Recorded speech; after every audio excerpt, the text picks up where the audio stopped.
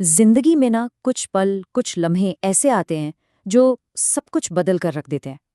हो सकता है ये कोई मामूली सी बातचीत हो या कोई अनकहा सा एहसास, और अचानक से आपको लगता है कि बस अब बदलना ही होगा।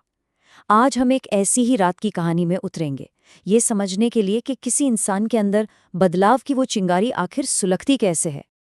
तो कहानी की शुरुआत होती है हेजू शहर में।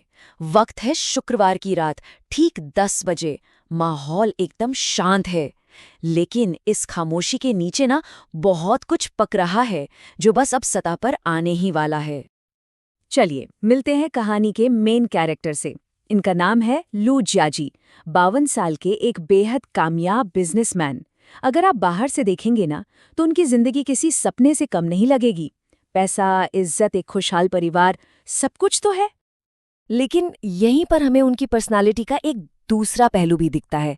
दुनिया के लिए वो एक अमीर, पार्टी देने वाले मेजबान हैं, लेकिन असल में अंदर से वो बस एक थके हुए इंसान है जिन्हें अय्याशी से ज्यादा एक अच्छी आरामदायक मालिश की जरूरत है। ये जो दोहरापन है ना, उनकी कहानी को समझने के लिए बहुत जरूरी है। अच्छा, अब जरा उनके घर के अंदर झांकते हैं। यहाँ भी पहली नज़र में सब कुछ एकदम परफेक्ट लगता है। एक ऐसा परिवार जो बाहर से देखने पर एकता और खुशी की एक जीती जागती मिसाल नजर आता है। तो इस परिवार में कौन कौन है? उनकी पत्नी है किन योलान, उनकी एक बेटी है लू श्याओतुंग और एक दामाद है यू यांग। और ख़ास बात यह है कि वो अपने दामाद को बेटे से भी बढ़कर मानते हैं। तो कुल मिलाकर ये एक आइडियल फैमिली पिक्चर है।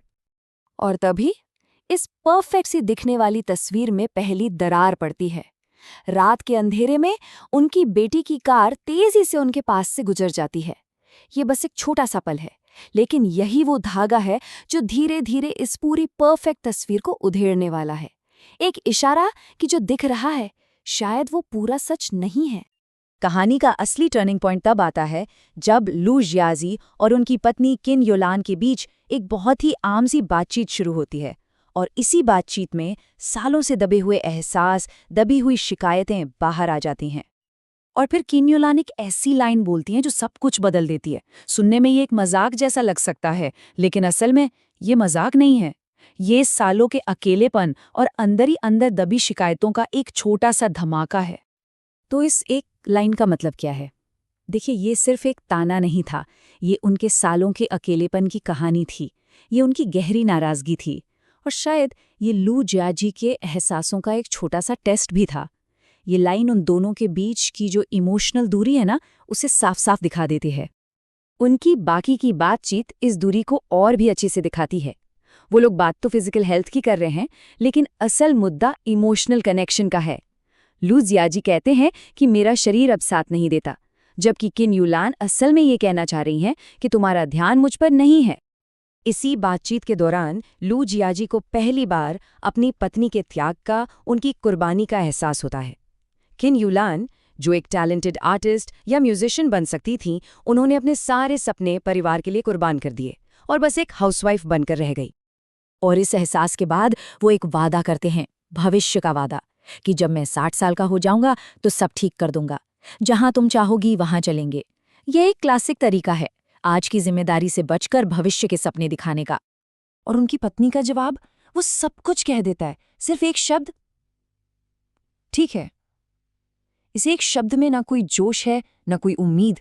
ये दिखाता है कि शायद ये वादा करने में बहुत देर हो चुकी है। अब कहानी लू जियाजी के दिमाग के अंदर शिफ्ट होती है। रात में जो कुछ भी हुआ वो सब उनके जहन में एक साथ घूमने लगता है, और यहीं से सेल्फ रियलाइजेशन का एक बहुत पावरफुल मोमेंट बनता है। उनके परिवार की कुल संपत्ति है 10 करोड़ युआन से भी ज्यादा। ये आंकड़ा दिखाता है कि उन्होंने कितनी जबरदस्त कामयाबी हासिल की है, लेकिन इस कामयाबी के लिए एक बहुत बड़ी पर्सनल कीमत भी चुकाई गई है। और अब उन्हें अपनी गलतियों का एहसास हो रहा है। उन्हें समझ आ रहा है कि वो एक अच्छे पिता नहीं बन पाए, अपनी बेटी के टीचर्स तक को नहीं जानते थे। वो एक अच्छे पति नहीं बन पाए, अपनी पत्नी के अकेलेपन को कभी समझा ही नहीं। और उनकी ये सारी कामयाबी उनकी पत्नी की खामोश कुर्बानी की नींव पर खड़ी है। और यहीं पर आता है कहानी का असली मोड़। वो खुद से कहते हैं, मुझे लगता है मुझे माफी मांगनी चाहिए। ये सिर्फ शब्द नहीं है, ये इस बात का सबूत है कि वो अपनी गलती को सच में दिल से मान चुके हैं। तो आखिर में वो एक नतीजे पर पहुंचते हैं। उन्हें समझ आता है कि उन पर अपनी पत्नी का कर्ज है। उन्हें ये भी समझ आता है कि बदलाव जरूरी है, लेकिन सबसे जरूरी बात, उन्हें ये एहसास होता है कि ये बदलाव रातों रात नहीं होगा। ये धीरे धीरे एक एक कदम करके ही आएगा। उनके मन में अब बदलाव का बीज बोया जा चुका है। ये कहानी हमें एक बहुत गहरे सवाल के साथ छोड़ जाती है। किसी की भी जिंदगी में वो पल आखिर कब आता है जब बदलने की जरूरत इतनी साफ, इतनी जोरदार हो जाती है कि उसे और नजरअंदाज नहीं किया जा सकता।